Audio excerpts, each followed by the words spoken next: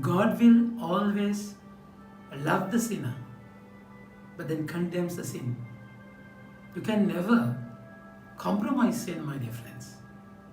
But then he sees the root of sin. Only he can see it. So he does not judge from the surface. He says why this person is falling, why this is happening. And he has come to save us from the root. It's a radical salvation. Radical means from the root. And today we find how this sinful woman caught in adultery was brought before him to be killed. She was used as a bait, a point to catch Jesus. So, if he says stone the woman, then he will be disregarded because he is the portrait of love. And then if he says don't stone the woman, they will stone him because he's going against the Mosaic law. So they come to trap Jesus using this person, this poor person who fell in sin, caught in adultery. So normally the Mosaic law is even the man should be brought there. So no mention about the person who is falling with that woman. But then she was brought there. Of course, what she did was wrong. She was committing adultery. She must have destroyed many families falling in sin with people. She must have damaged a lot of relationship. Because of her, a lot of men fell into sin. So we cannot overlook it. But then, more than that, Jesus sees her soul. Why she's doing that? He came not to condemn, my dear friends, but to love. He knows how to change you. See the first reading, life of Susanna, wife of Joachim. And she was rich and she had a garden. There is this two elderly men. They were considered as judges, but then they were blinded with lust. They looked at Susanna, beautiful lady, in the garden. They sin in their hearts. They wanted to fall into sin with her, use her. So that's how, when she went to the garden, asked the servant the lady servant to close the gate, and they came inside and hide in a bush, looking at it. When the servant went to the house, they came to Susanna when she was bathing and said, if you don't sleep with us, we will tell that we saw you sleeping with a man, and we will kill you. So if you sin with us, if you satisfy our carnal desire, we will save you.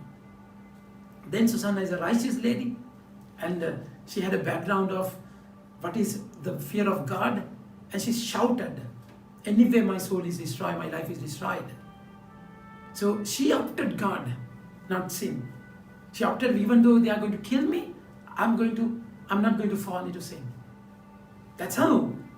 So they falsely accused her, and they were at the verge of killing her. God appointed Daniel, another judge, a young person, to save her. It's a beautiful story, my dear friends. And how he saves her, Susanna. So he separated these two old men and confronted separately when they were not together, and asked, with whom, when you saw this lady sleeping with another man, under which tree?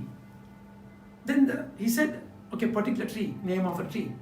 And the other person, when he was confronted, he said, another tree. So because of a tree, their point contradicted. Two trees. Because of a tree, she was saved. And here comes this adulterous woman. Jesus saves her. not with any other tree, but then this tree. Jesus saved her with this tree, cross. My dear friends. So people brought her and he never looked at her. He just wrote on the ground. And people said what to do, whether to stone her or not.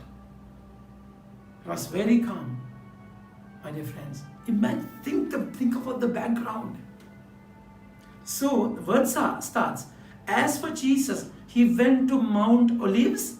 At daybreak, Jesus appeared in the temple again. And all the people came to him.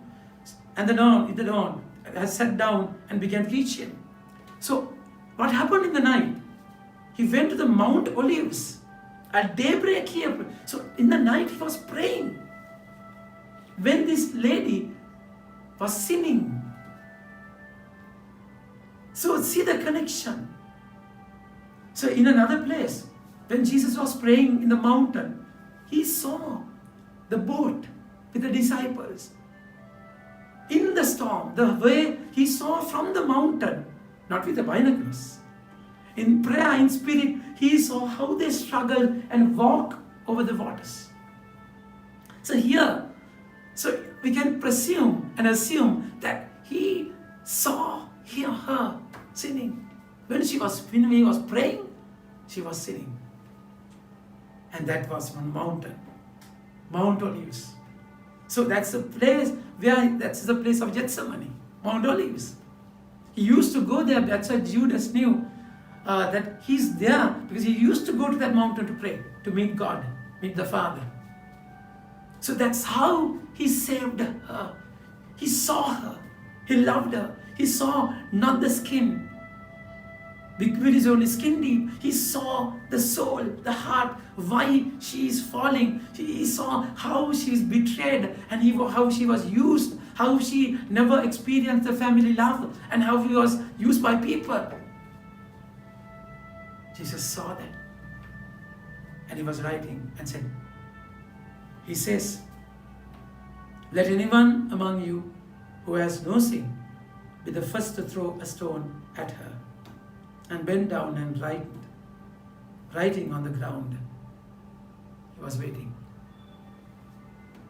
My dear friends, we all are sinners. We don't have any right to throw a stone at anyone. That person can be a terrible sinner, dirty sinner, one who made a terrible blunder in their life. But you can't do that. Who are you to judge? Who are you to judge? My dear friends, see the incident. Because of her adultery, because of that terrible sin, she was brought to Jesus. She met him. And he asked, woman, where are they? Has no one condemned you? She replied, no one, no one. So here she encounters Jesus. The night he encountered men, carnal, dirty people who used her terribly. Here she encounters Jesus, the most beloved lover, who does love truly, not use, not expect anything. In the world, you can't give anything without expecting. He loves him. He loves her so much. Then he said, neither do I. Go, sin no more. Only love can heal you. Only love can build you. Only love can save you. He sees you as a sinner, but then he sees you more than that. He sees your possibility to become a saint in that sinful nature. So experience his love today. Go to him. Find time to go to him and experience his love, my dear friends. Amen. May God bless you.